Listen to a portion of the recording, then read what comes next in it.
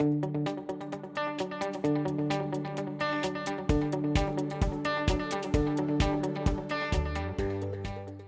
us go back to a question we raised in Module 1 when we discussed social justice. Namely the question, how is it that if students are all learning the same thing, in this case the standardised national curriculum, there are still some groups of students who consistently perform lower and have lower educational outcomes than others? Now, this was a question that exercised the minds of a number of educational sociologists throughout the 1960s, 70s and into the 80s. They started to think that maybe it had something to do with the way that schooling was organised. And what emerges out of these reflections is the idea of the hidden curriculum. The hidden curriculum refers to the social learning that occurs throughout the education process and which is not a part of the official curriculum. The idea of the hidden curriculum was first put forward by Bowles and Gintis in their study of working class high schools in New York in the 1970s. Here they observed that schooling was organised hierarchically. The teacher was an absolute authority figure, and students were expected to obey them. They noted that students got higher grades for conformity and lower grades for being creative and asking awkward questions. They noted that the students had very little control over what they were studying and the manner in which they studied it, and they got very little intrinsic satisfaction out of it. Most of the learning was from textbooks, and students were encouraged to just memorise and recite.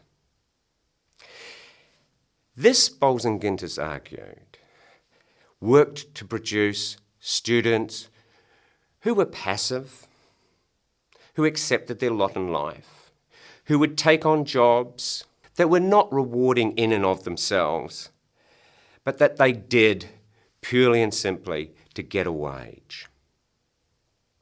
And it produced people with the habit of obeying authority. And they concluded that this was one of the ways that schooling worked to reproduce social hierarchies. In particular, the way that ensured that the children of the working class parents would remain working class themselves. Other sociologists objected to this idea that students were just docile, passive cultural dopes, just absorbing these lessons from schooling. Sociologists like Paul Willis and Paul Corrigan studied working class children and argued that they knew full well what the school expected of them, that these children, in particular working class boys, knew that a lot of the stuff they were learning in school was not particularly useful for the lives that they anticipated living ahead. Others argued that working class students and their parents had similar aspirations for education as did their middle class counterparts. However, the students themselves found schooling an alienating cultural experience. One of the more sophisticated versions of this argument is found in Connell's study Teachers' Work, a study of Australian schooling throughout the 1970s and into the early 80s. Here Connell argues that you find in schools not a single curriculum, but multiple curricula. The main one, the dominant curriculum, is modelled on the academic disciplines: English, history, geography, science, and math.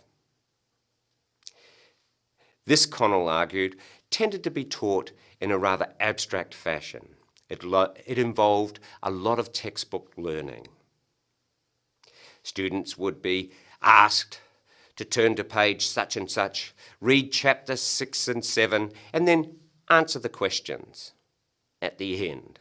This level of abstraction, Connell argued, posed no great problems for middle-class students. They grew up in houses where books were commonplace. Their parents and their parents' friends would often discuss ideas in the abstract. And because many of their parents had post-secondary qualifications, often university qualifications, they could see the value of this highly abstract academic learning in terms of their own future prospects. For working class students, things were a little bit different. They grew up in households where knowledge was equated with practical know-how, how to do certain things, how to make certain things.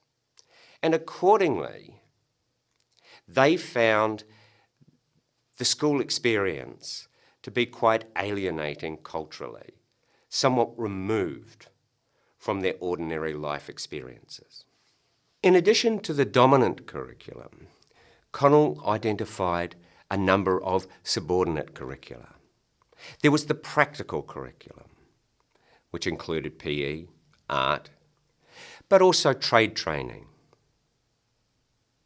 There was the new curriculum, which was associated with emerging university disciplines like political science and sociology. Then there was the non-academic curriculum.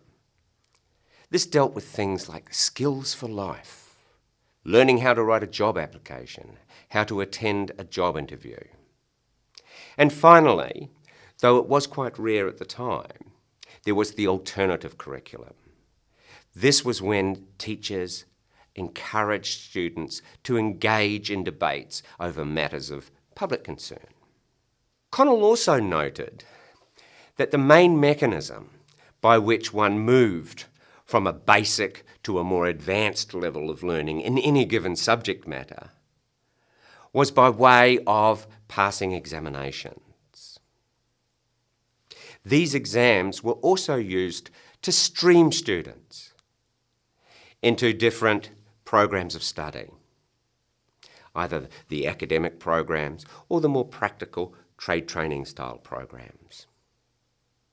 Connell then went on to suggest that because of differences of cultural experiences, differences of cultural fit between students and the schools, you would quite often get very talented and well-motivated working class students struggling to pass the exams, and they would be streamed into one of the more practical programs of study. Accordingly, Connell argued this was one of the reasons why the children of professional parents were more likely to go on and have professional careers themselves, and so many of the children of working class parents would end up following in their own parents' footsteps.